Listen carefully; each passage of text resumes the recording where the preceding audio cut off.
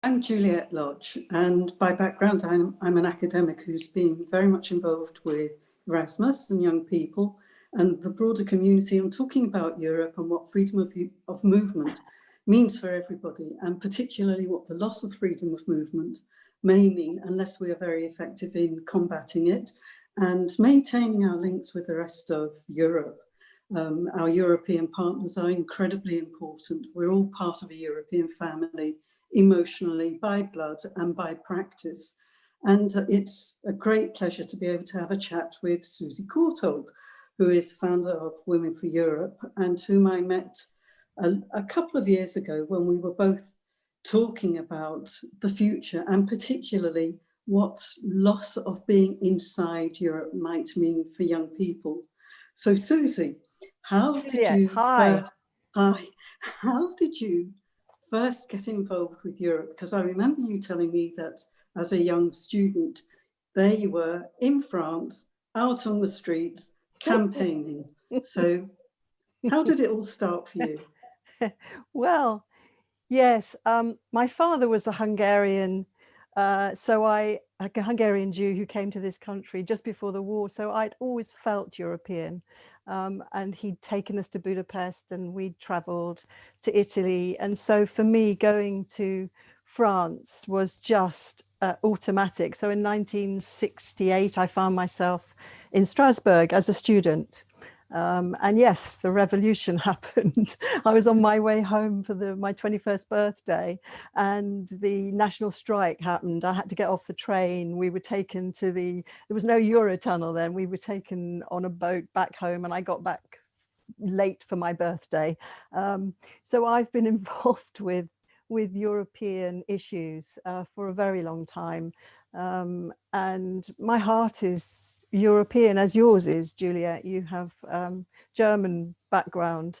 So for me, being British and European is something so natural that it's inconscionable that anyone would want to be anything other than part of Europe. So it's a very, very sad day for all of us today.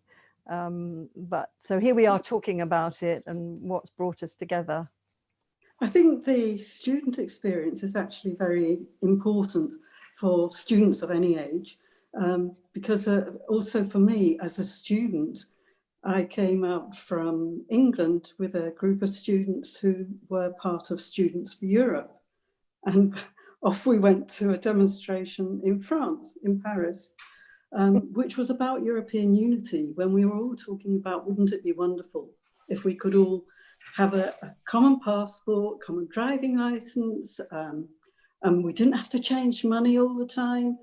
And lots of the ideas that we now take for granted, such as being able to hop onto a plane, hop onto a train, go for a weekend or a hen night in Vilnius or wherever, that was part of our dream.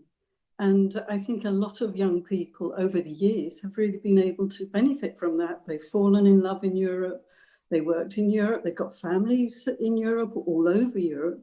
And this is something incredibly precious. Yes. And one of the things I often wonder about is how do we help to retain this?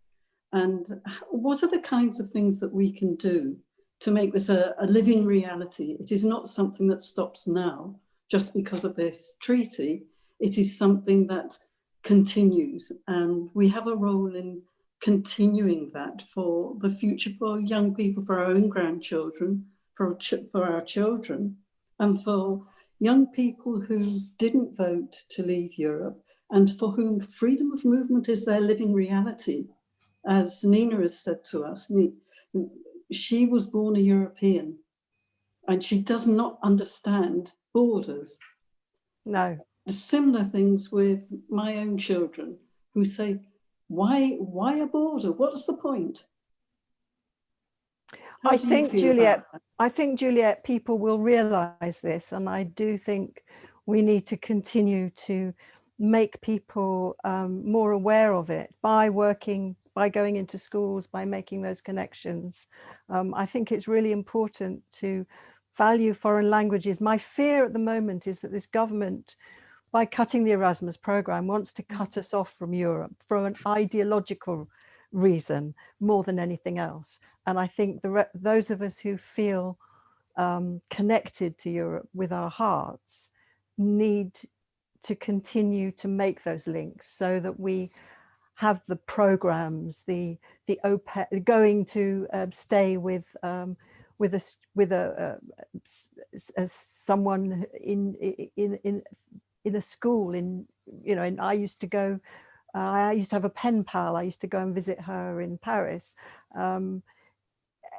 Schools need to continue these links with other cities, and we need to persuade cities to twin with other cities so that those cultural links are retained.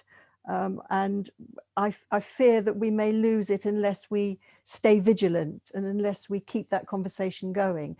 Foreign language teaching has declined over the last 20 years. And we know that children are not learning French or Spanish or Italian in the way they used to, the way we were brought up when we were children. And so I think your point about vigilance is, I think your point about vigilance is really interesting, because local governments and local authorities have taken European funding for granted across Europe. Yeah. And this gives a tangibility and a reality, a daily living reality to everybody across Europe. And we should still share that visibility, because you can walk around towns and rural areas and see symbols, in effect, of where the EU has helped fund, say, drainage or recycling or new energy and all those kinds of things. And I think this is something that takes us beyond just students and families to make it an actual touchable reality. This is what we share with other people. These are the links we have in the voluntary sector, right across the community.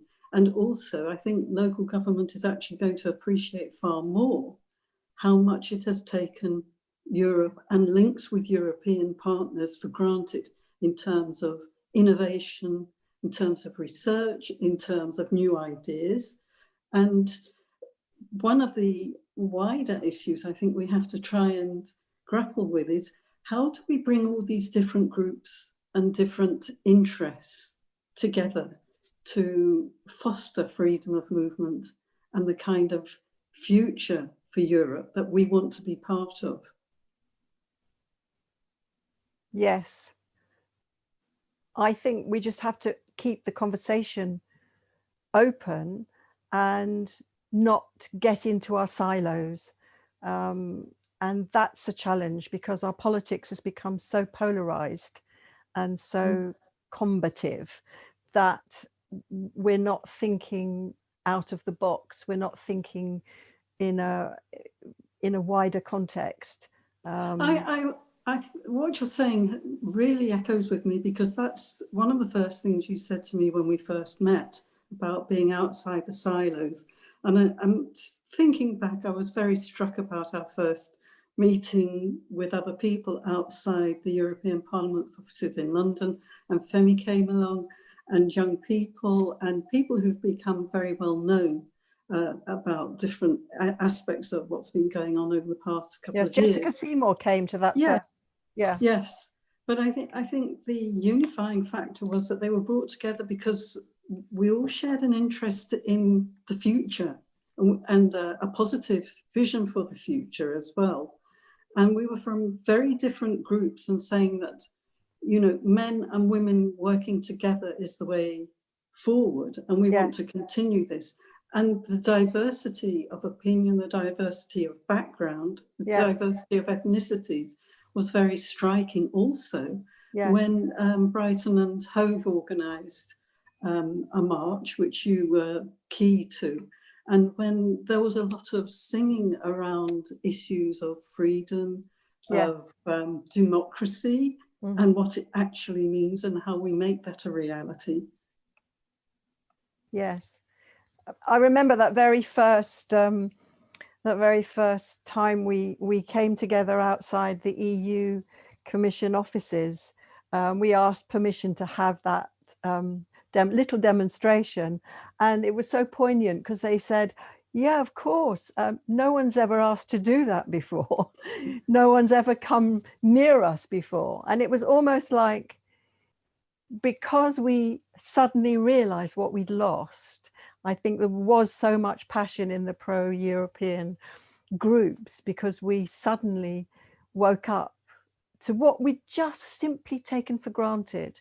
It's a bit like a trusted marital partner who'd been there for so long that you'd got used to them, suddenly walking out the door, and you'd look around and think, oh, then we discovered how much we received from Europe, the social funds that went into all the different groups and organizations, like the women's organizations that received money. I mean, domestic violence organizations. These are all money that's come from the EU. I don't think many of us were aware of how much the EU has given in infrastructure, in money, and in sustaining our rights. Sorry? I think in sustaining our rights, Yeah. building and creating our rights, because you've been very passionate about the way in which women's rights are eroded, now potentially at serious risk. Well, I was a social worker. The interesting thing was I trained in Paris as a social worker. I was able to get a grant because I taught English as a foreign language in France for 3 years, and they gave me a mature students grant. So I became a social worker through the French social security system. I then got that recognized when I came back to England, and I practiced as a social worker in England for 30 years. So that's freedom of movement in that sense, which worked really, really well.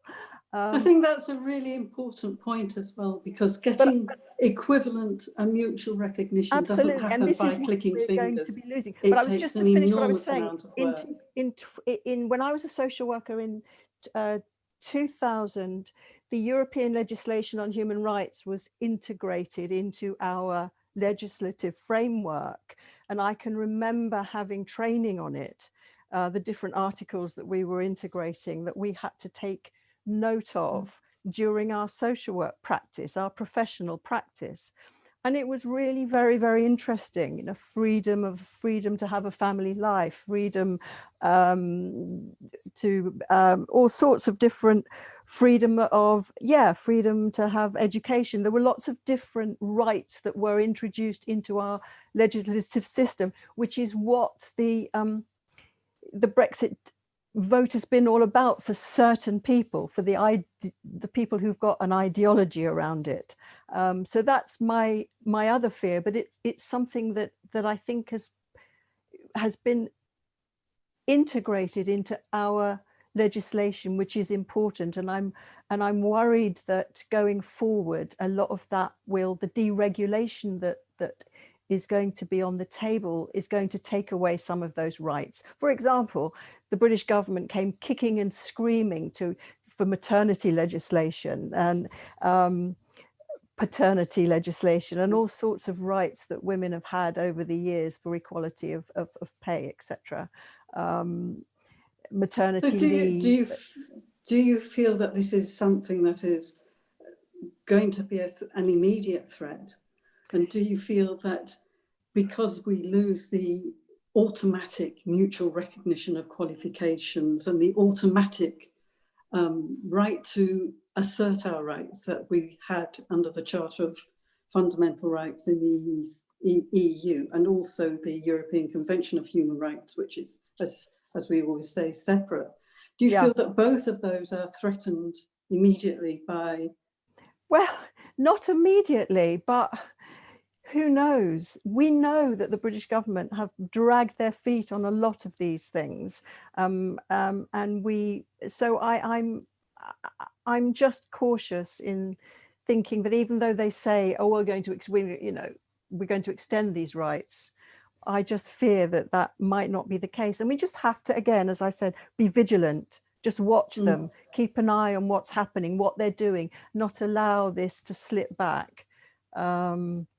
I'm very struck also by the passion that young women have been displaying when we've been talking around all kinds of things, often democracy and their rights, the passion and the fury that some of them have inside them about the idea that they will not be able to enjoy the same rights and education and free movement that their brothers and sisters had last year or 4 years ago.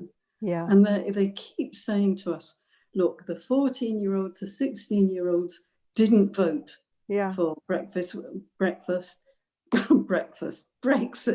and that they are denied this. And people in their 20s and their 30s are saying 80% of women in that age group voted to be part of Europe because they wanted to. It wasn't just to remain. They wanted, because it was a progressive vote, Juliet. It was a progressive vote. Yes, exactly. But they're inspired by Europe, and they're inspired to do things together, and they're inspired by exploring different viewpoints with people from all different countries in Europe. They feel very much enriched by that, and they were looking forward to enriching ideas and to developing them into something maybe concrete, exploring cultural ideas, crazy ideas, but also very pragmatic ideas. And things like including how do we deal with our biometric identities together? How do we make digital society real for everybody and not just for a few people?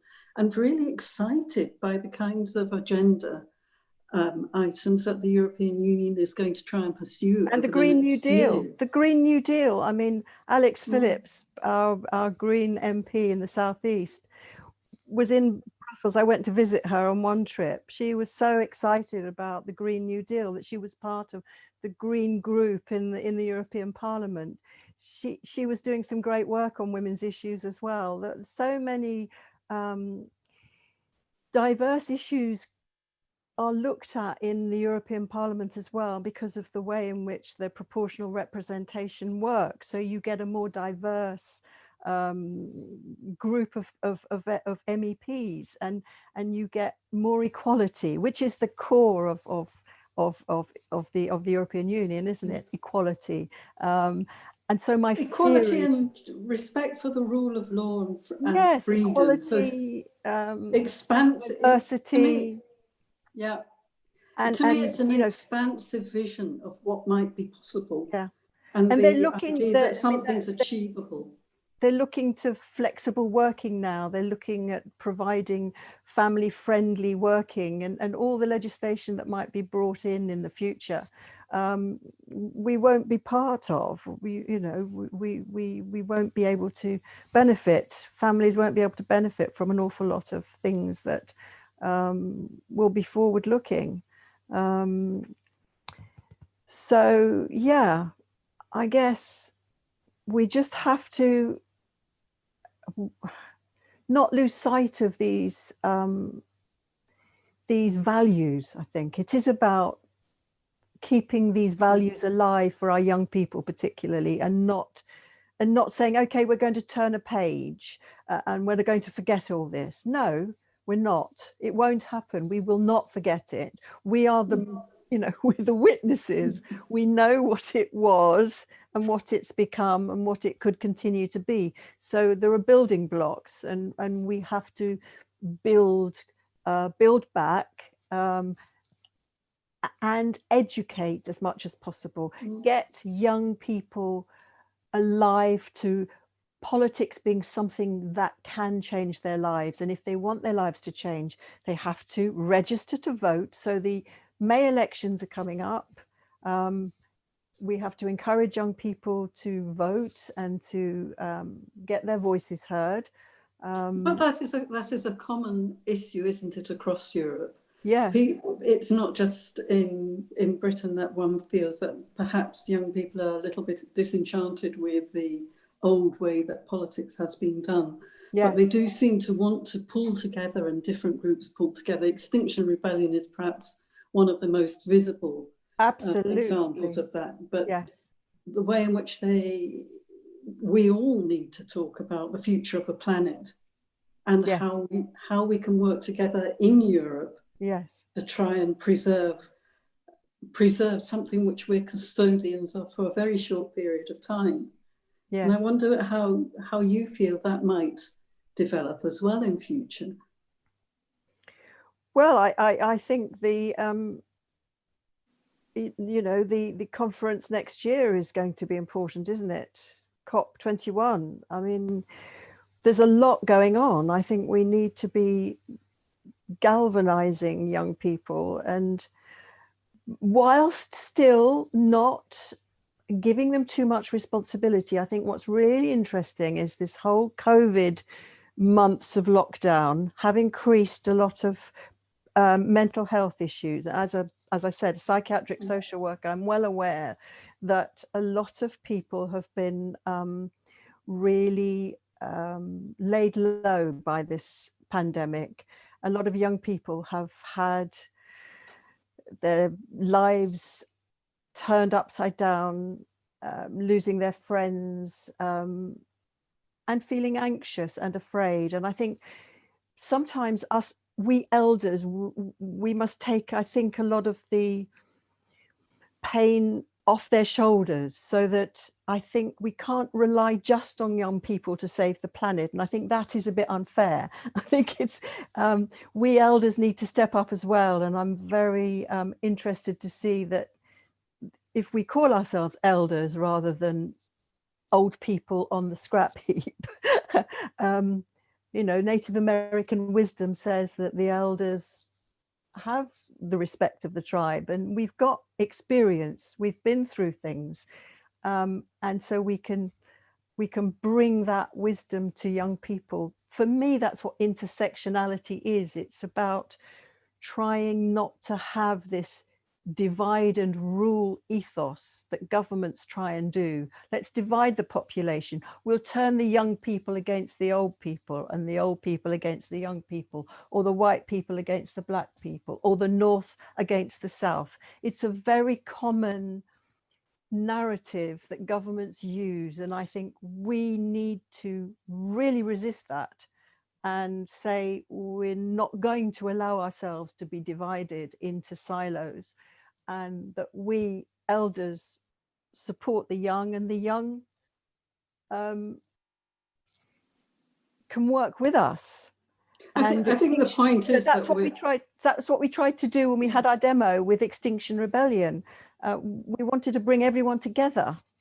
Sorry. I think that there was this common theme, wasn't there, around that, but also around the defence of democracy. Yes. And democracy requires people to be engaged, and it evolves. It's not static. It's not just the institutions, but people have to make those institutions work democratically, so they have a role to play. And we're all in this together, as you say, and creating a space for dialogue is really important. And I really think important.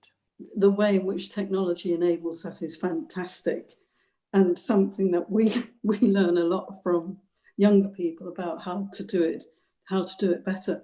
But the way that democracy works in order to preserve our values, our common values, and what we want to achieve for the future is something that perhaps we need to look at more, and look at the ways in which the different countries of Europe freely exchange all their ideas and have these fantastic conversations, which are very provocative and very interesting, because it's very easy, as you say, to be stuck in a silo or to become very comfortable with our way of thinking.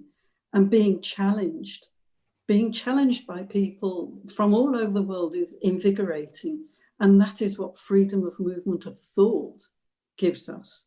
So we have to have the willingness and the courage to dare to think, and to dare to think about a better future and how we might shape it. And I wonder how you would conclude, in a way, on how do we do this? How do we inspire ourselves and others to rise up in a way in order to make things better for the future, as was the common goal, the original goal of European integration. It is about making life better if we can, and every new generation putting its imprint on making life better for everybody. So it's an ideal. We know we won't attain it and we've got to be critical, but at the same time, we've really got to try and realise things.